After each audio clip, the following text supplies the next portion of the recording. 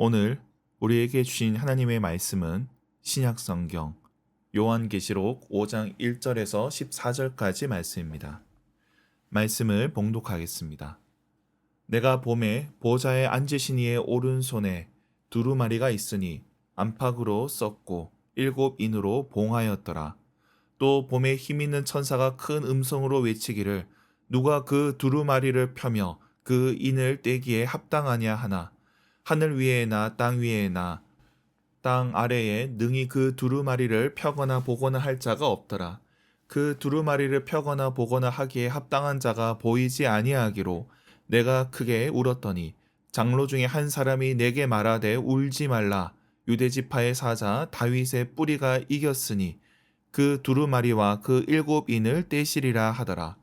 내가 또 보니 보좌와 내 생물과 장로들 사이에 한 어린 양이 서 있는데 일찍이 죽임을 당한 것 같더라.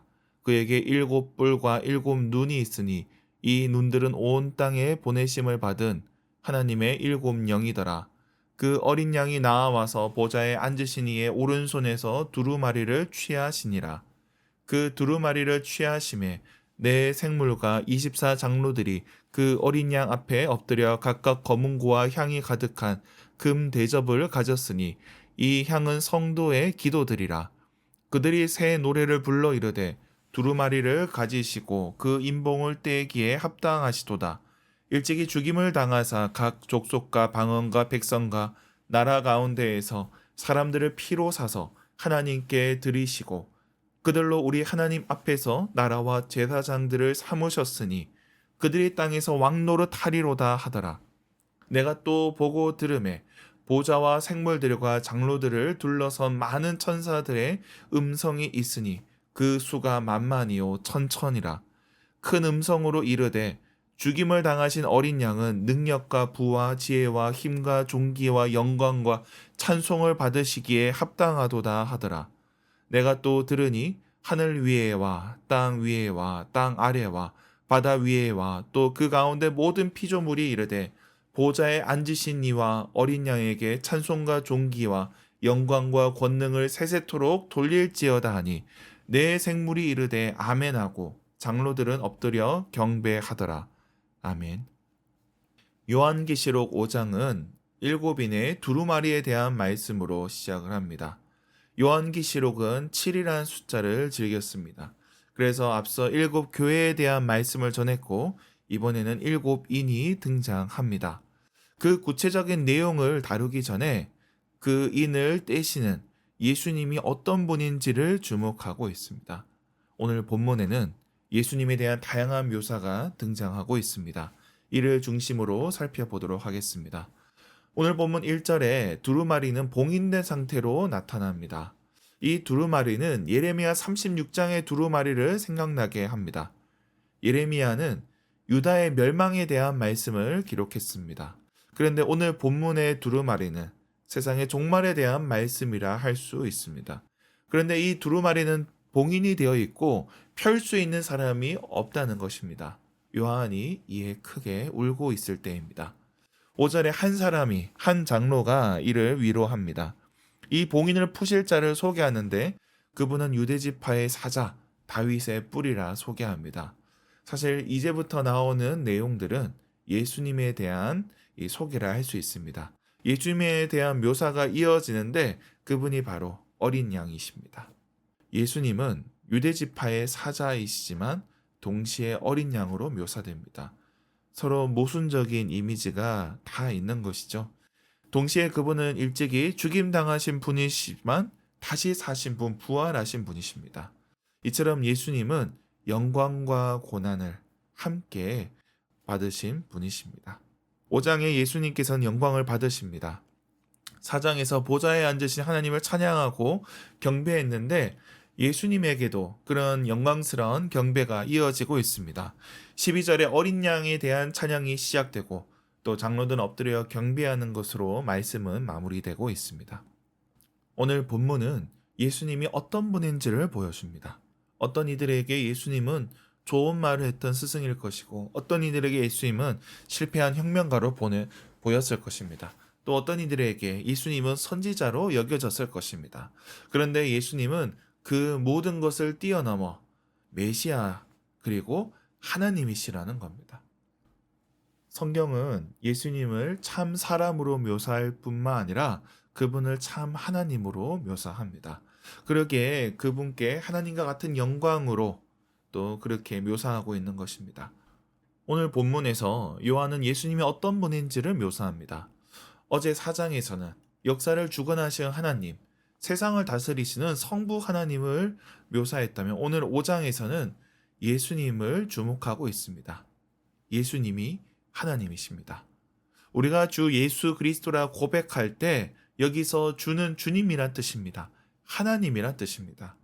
초대교회부터 예수님을 하나님으로 고백했습니다. 사실 유대교 출신의 신자들이 예수님을 또는 메시아를 하나님으로 고백하는 것은 쉬운 일이 아니었을 겁니다. 자연스러운 일이 아닙니다. 그래서 오늘날에도 예수님이 하나님이심을 거부하는 사람들이 있습니다. 그저 선지자와 메시아로 인정할 뿐이지 하나님이라 할 수 없다는 것입니다.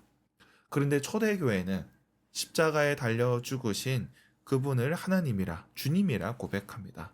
이는 신비라 할 수 있습니다. 사람의 논리로 지혜로 설명할 수 없지만 그들은 예수님이 하나님이신 것을 경험했습니다. 요한복음에 말씀이 육신이 되어 우리 가운데 거하셨다고 고백합니다. 그들은 곁에 계신 예수님을 통해 하나님을 경험했던 것입니다. 예수님의 삶과 인격을 통해 그분의 말씀과 사역을 통해 하나님을 바라보았습니다. 그렇게 초대교회부터 예배 속에서 예수님은 주님이시고 하나님이시라고 경배해 받았습니다. 오늘 본문도 마찬가지입니다. 앞으로 이어질 고난에 대한 말씀, 또 종말에 대한 예언이 이어지게 되겠지만 이 봉인을 떼시는 분, 오직 예수 그리스도를 통해 드러난다는 것입니다. 하나님의 역사는 구체적으로 예수님을 통해 드러나게 됩니다. 예수님께서 이 모든 일들 가운데 주님이시고 자기의 뜻을 이루어 가신다는 것입니다. 그분께서 우리를 제사장으로 삼아 주셨습니다. 이 땅에 왕같은 제사장으로 세워 주셨습니다. 이를 위해 자기 피를 흘리셨습니다. 세상의 왕은 자신이 왕노릇하기 위해 다른 이들의 피를 흘리지만 참되신 왕 예수님, 참 하나님이신 예수님께서는 우리를 위해 죽으셨던 것입니다. 그러기에 우리는 마땅히 예수님께 찬양을 올려드려야 됩니다. 말씀을 맺겠습니다. 예수님께서는 참 하나님이 되십니다. 우리가 예수님을 바로 알게 된다면 당연히 그분께 경배를 드려야 될 것입니다. 오늘 말씀처럼 예수님을 바라보고 경배하는 저와 여러분이 되길 주님의 이름으로 축원합니다. 기도하겠습니다. 하나님 아버지, 우리가 예수님을 더 깊이 알기 원합니다. 예수님의 십자가와 부활을 더 깊이 알게 하시고 그분의 고난뿐만 아니라 그분의 영광까지도 바라보게 하여 주시옵소서. 이 시대 가운데 오직 예수님만 높여지게 하여 주시옵소서.